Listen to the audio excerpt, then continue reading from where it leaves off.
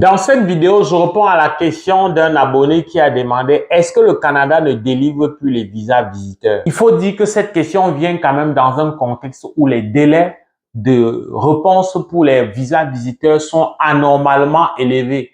Mais je te dis tout de suite, ces délais-là ne sont pas anormalement élevés pour tous les pays à la fois. Les délais de visas visiteurs varient selon qu'on est dans un pays, africain, ou alors dans un pays européen, etc.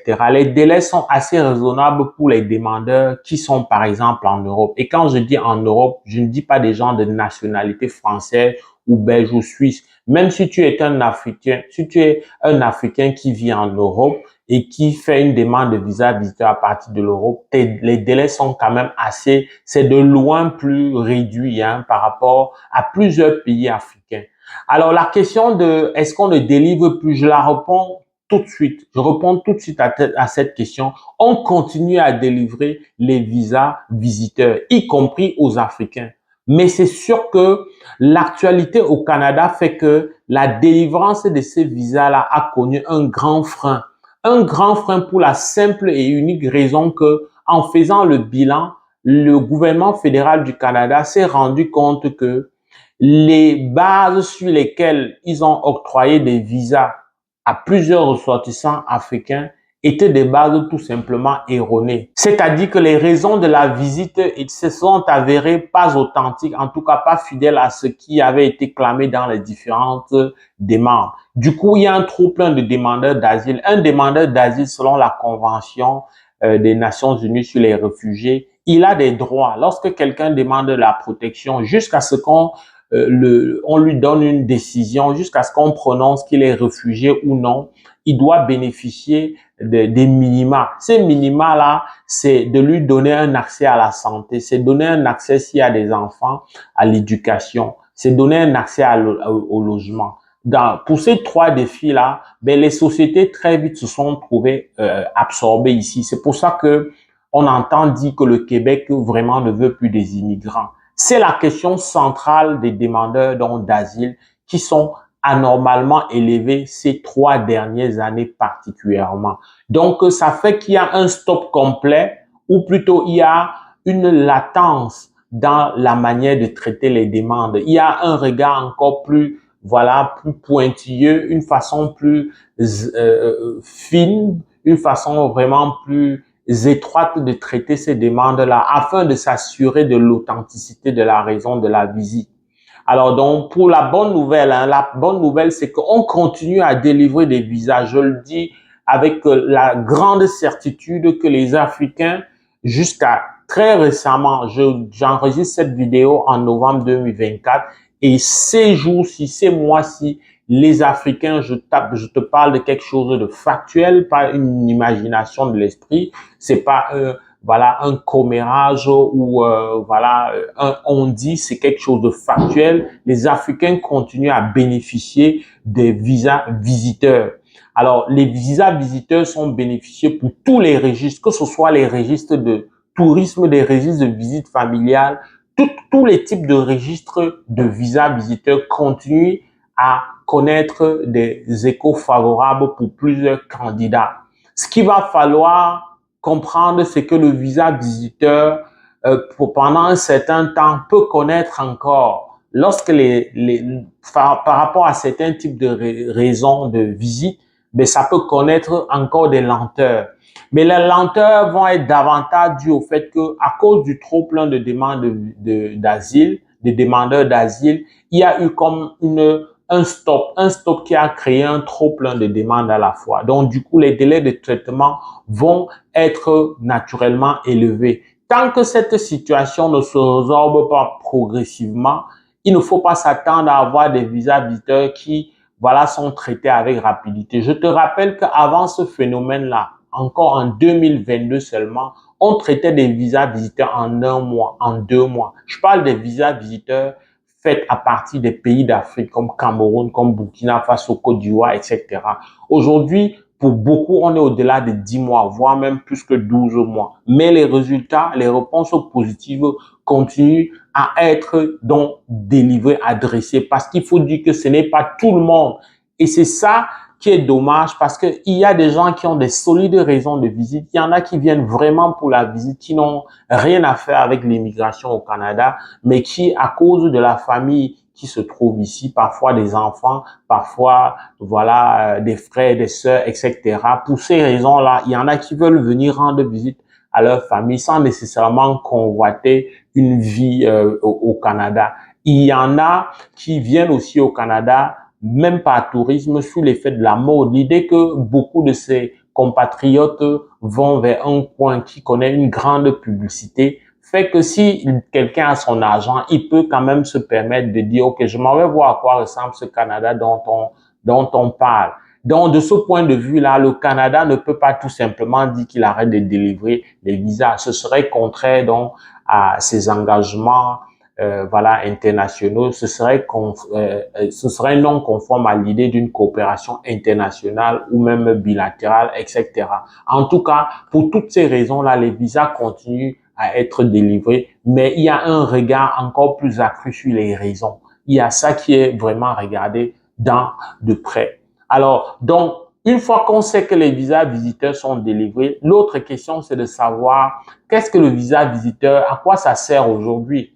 Il faut déjà dire que le visa visiteur est un visa qui t'est délivré, qui te permet, ça c'est la règle, d'entrer plusieurs fois, mais de faire un maximum de 6 mois sur le territoire du Canada. Le délai peut être moins selon l'agent qui te reçoit au niveau de la frontière. Il peut, selon des raisons qui lui sont propres, en fonction de comment tu auras répondu à ces questions, il peut de manière discrétionnaire, c'est vrai, pas arbitraire, mais de manière discrétionnaire, il peut choisir de limiter ton temps et même refuser que tu entres. Mais la règle, c'est de te laisser entrer et que tu fasses un maximum de 6 mois. Tu peux proroguer pour un autre 6 mois, mais il faut que tu motives, voilà, ta prorogation. Ne motive pas avec des prétextes fallacieux, parce qu'on a vu quelqu'un qui était arrivé avec son visa visiteur et puis il a demandé à proroguer parce qu'il était en même temps, il avait trouvé du travail et il était en train de faire son autre procédure. Sauf qu'il ne sait pas que la demande de permis de travail se fait toujours au même endroit, même si ce n'est pas à la même porte, c'est dans la même maison. Du coup, une fois que ça a été su dans le système qu'il y avait une demande parallèle, alors que la raison de la prorogation n'avait rien à voir, n'évoquait pas cette démarche de permis de travail, qu'est-ce qu'il a eu? Non seulement on lui a refusé la prorogation, mais on lui a donné une interdiction du territoire pour fausse déclaration. Ça, c'était vraiment tellement facile, c'était une interdiction fortuite qu'on pouvait tellement éviter seulement sur la base, voilà, des informations qu'on glane par-ci par-là sans que ça n'ait de la consistance. Donc, cette personne a hypothéqué son bel avenir qui se dessinait en faisant une fausse déclaration dont il n'avait vraiment pas besoin. Donc oui, le visa visiteur est délivré et c'est multiple entrées qui est généralement donné sur la durée de ton passeport. Parce qu'en réalité, on peut te délivrer un visa visiteur au Canada pour 10 années. Mais pour la plupart, les passeports n'étant que sur 5 ans, on va souvent avoir des visas de 5 ans ou de 4 ans ou de 3 ans ou de 2 ans selon la date de validité de ton passeport. Le minimum, c'est 12 mois. Si tu n'as pas un passeport 12 mois, ça va être difficile qu'on te mette une vignette là-dessus. Donc oui, le visa visiteur continue à être délivré. Oui, le visa visiteur continue à être une opportunité, une possibilité pour certains de venir réseauter.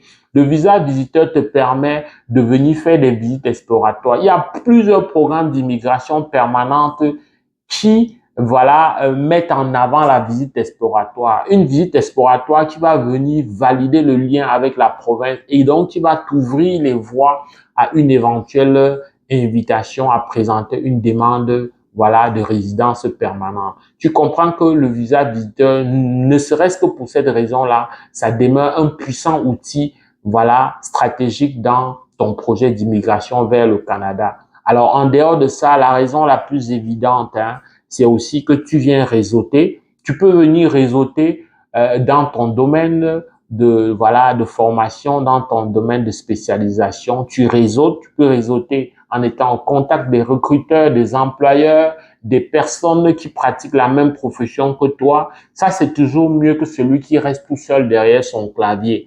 Ça ne veut pas dire que celui qui reste tout seul derrière son clavier ne connaît pas du succès. Il y a plusieurs témoignages, voilà, de personnes qui nous ont dit merci parce que grâce à nos vidéos qui ont été publiées gratuitement et au bonheur des abonnés que vous êtes, ben, plusieurs ont, à partir de leur clavier, eu la possibilité de décrocher un contrat et donc finalement se sont retrouvés comme travailleurs temporaires au Canada.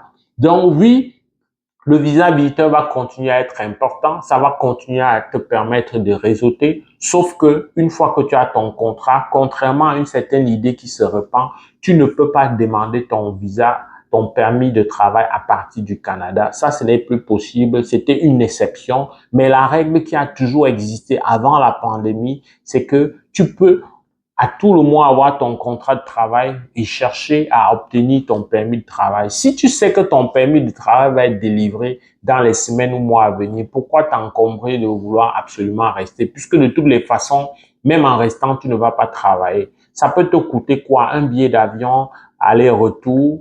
C'est pas grand chose lorsqu'on compare les gains que tu vas avoir, lorsqu'on compare les objectifs que tu vas atteindre derrière ce permis de travail potentiel. Donc, il y a ça qui va rester un attrait, qui va faire que le visa visiteur va continuer à être important, va continuer à être sollicité. Et donc, si tu continues à te fier au fait des délais de traitement pour t'engager, ben ça va être difficile que tu trouves. Tu risques d'avoir 50 ans et plus et avant de te rendre compte que ben, finalement, je n'avais pas choisi le bon tempo. Si tu hésites, c'est normal que tu ne t'engages pas. Moi, je te déconseille de t'engager pour l'immigration au Canada si tu hésites un temps soit peu. Tu dois être convaincu. C'est un projet. Et comme tout projet, tu dois être convaincu, dur comme fer, que c'est ce que tu veux, c'est ce que tu as choisi pour ta destinée. Parce que dès que tu es convaincu, tu dois justement te donner des moyens et tu dois comprendre que ben, ça peut prendre plus de temps. Mais attention à la précipitation, attention à l'ignorance, parce que l'ignorance, tu vas payer cash et peut-être ça va compromettre totalement ton projet de te rendre au Canada. Donc oui, le visa visiteur, mon cher abonné qui a posé la question, on continue à délivrer. Beaucoup d'Africains continuent à avoir le visa visiteur pour toutes les raisons, tourisme, visite familiale, etc. Mais ça continue à être délivré. D'ailleurs, c'est une grosse source de devises au Canada. C'est un moyen pour le Canada de faire entrer beaucoup de devises. En d'autres termes, pour celui qui ne comprend pas le vocabulaire, ça génère beaucoup de bénéfices au Canada parce que ça fait entrer beaucoup de capitaux. Les gens viennent au Canada, vont à l'hôtel, les gens viennent au Canada, mettent au monde leurs enfants et payent les factures. Je parle pas de ceux qui viennent et voilà, prennent des risques de jouer sur le système. Mais pour beaucoup, pour ces gens-là qui viennent, ben, ça fait des débits. Lorsqu'on prend un billet d'avion, il y a une part qui revient au Canada. D'ailleurs, il y a toujours une part, c'est pas l'apanage du Canada, il y a toujours une part qui revient à l'aéroport d'accueil. Donc, du coup, ça reste un moyen de renflouer les caisses aussi. Ça fait partie des éléments qui comptent dans l'économie du Canada. Si cette question de ton point de vue a été résolue, ben, like, partage, fais savoir donc au plus grand nombre. C'est avec beaucoup de plaisir que je vais te retrouver dans le cadre d'une prochaine vidéo. Porte-toi bien. Boula!